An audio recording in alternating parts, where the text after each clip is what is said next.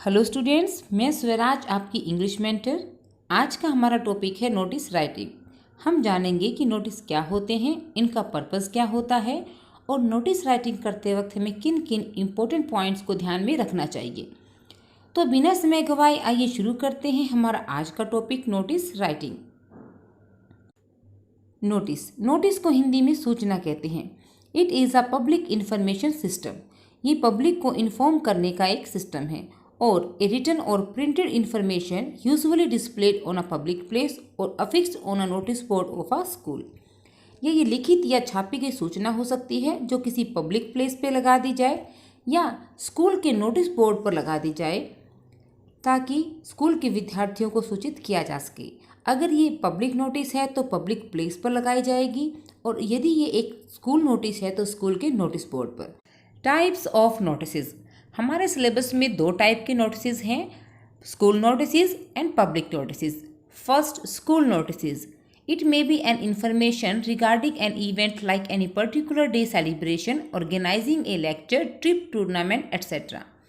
ये सूचना हो सकती है आपके स्कूल में होने वाली किसी भी गतिविधि के बारे में, जैसे कि आपके स्कूल में किसी खास दिन का आयोजन हो, like sports day, annual day, Republic day, कोई भी स्पेशल डे।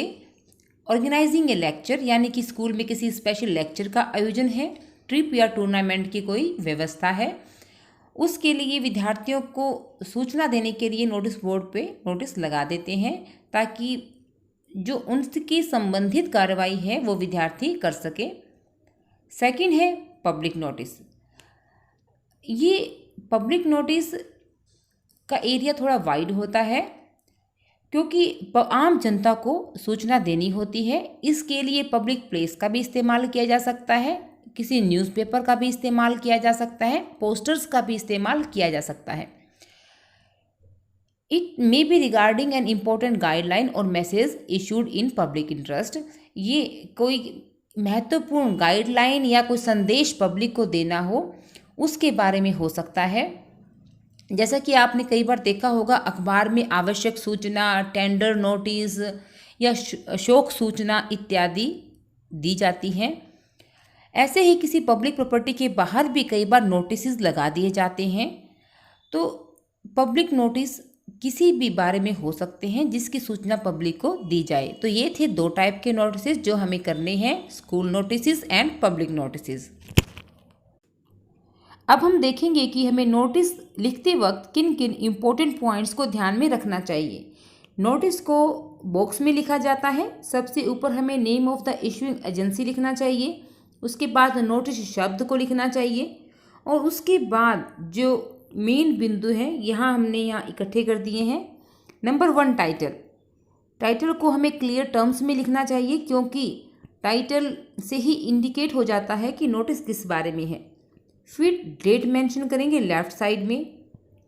उसके बाद हम नोटिस की बॉडी को डेवलप करेंगे जिसके मुख्य पॉइंट होंगे। सबसे पहले what the event is about, event किस बारे में है। When will the event be held, यानी कि टाइमिंग ऑफ द इवेंट, समय और तारीख। Where it will be held, यानी कि place of the event, event कहाँ पे होगा। Venue of the event.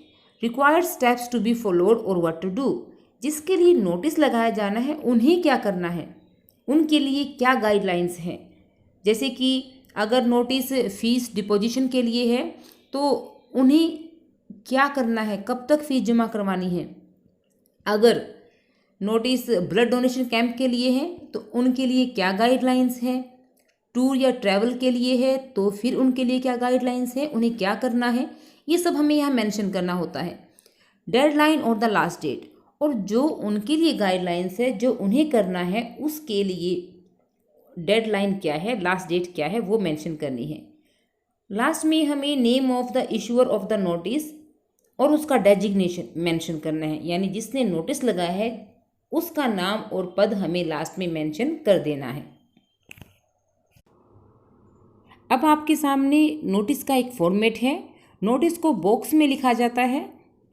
सबसे पहले हम मेंशन करते हैं name of the issuing authority और एजेंसी को। उसके बाद नोटिस शब्द आएगा जिसके सभी लेटर कैपिटल होंगे। उसके बाद टाइटल और सब्जेक्ट ऑफ द नोटिस यहाँ लिख देंगे। लेफ्ट साइड में डेट आएगी। डेट को नोटिस से पहले भी लिख सकते हैं, लेकिन ये तरीका भी बिल्कुल सही है। उसके बाद सब्जेक्ट मैटर और body of the notice. Last में नेम एंड डेजिग्नेशन। जिसने नोटिस इशू किया है उसका नाम और उसका डेजिग्नेशन यहाँ पर मेंशन किया जाएगा। अब आपके सामने नोटिस का एक एग्जाम्पल है। स्टेटमेंट है, draft a notice for your school notice board informing the students about a poster making competition. Invent all necessary details. You are Ravi, the president art club ABC school Hisar. सबसे पहले हमने एक box बनाया, ऊपर school का नाम mention किया, फिर नोटिस शब्द लिखा, फिर title poster making competition, left side में डेट डाली और मेन बॉडी को कुछ इस तरीके से लिखा, all the students are hereby inform that our school is going to organise a poster making competition on 5 June in the school.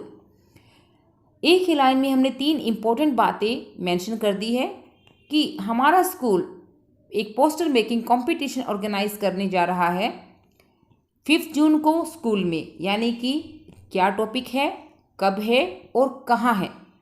The topic will be save water save earth. जब भी कोई competition या exhibition हो तो हमें topic को mention करना चाहिए।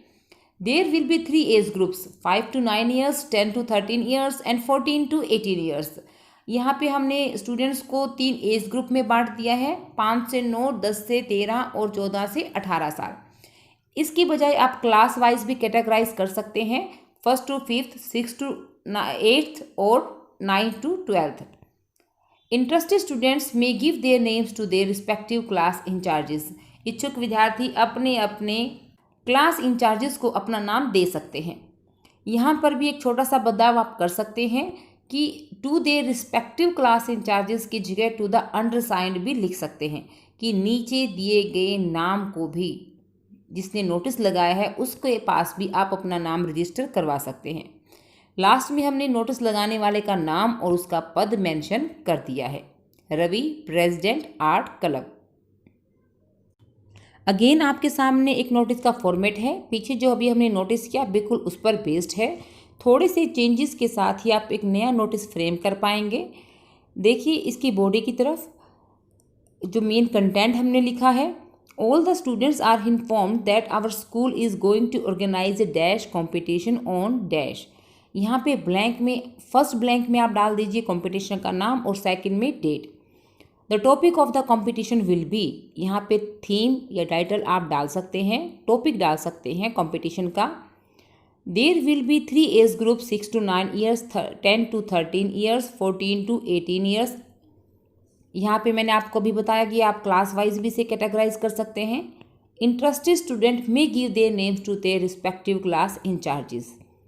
बिल्कुल सेम वैसा ही है। लास्ट में नेम और डेजिग्नेशन हमने इसमें मेंशन कर देना है, जो भी इशूइंग अथॉरिटी है उसका।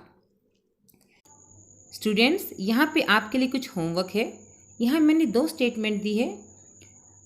First, draft a notice for your school notice board informing all the students about the essay writing competition. Second, draft a notice for your school notice board informing all the students about the slogan writing competition.